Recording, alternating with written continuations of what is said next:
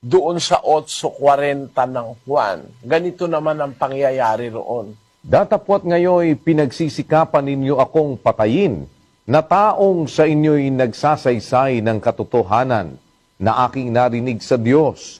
Ito'y hindi ginawa ni Abraham. Ngayon, nung tiyempo na yon, sabi niya, ngayon ay pinagsisikapan niyo akong patayin.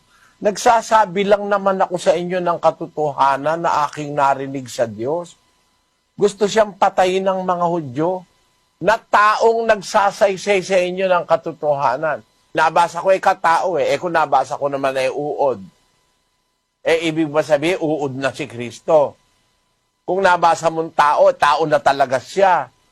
Sabi sa Biblia, kaya niya sinabing taong nagsasaysay sa inyo ng katotohanan. Kasi, dun sa 1:14 ng Juan, ang nakasulat, At nagkatawang tao ang verbo. ang tao, yung katawan.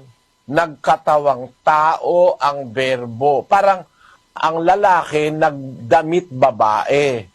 Ang tingin mo babae, pero hubaran mo at lalaki yon. Kasi nagdamit babae. Para rin yung salitang nagkatawang tao. Hindi naman tao yun Wala pang tao, umiiral na yon, anak ng Diyos yun. Anyong tao, no? Nakitulad sa tao. Basahin natin ang 2:5 ng Pilipos.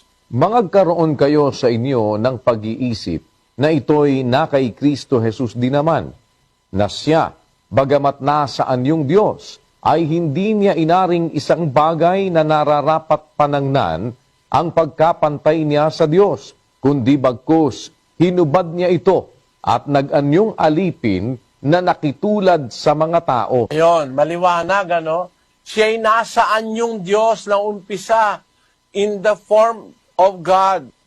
Who being in the form of God thought it not robbery to be equal with God, but made himself of no reputation, and took upon him the form of a servant, and was made in the likeness of men. Napakaliwanag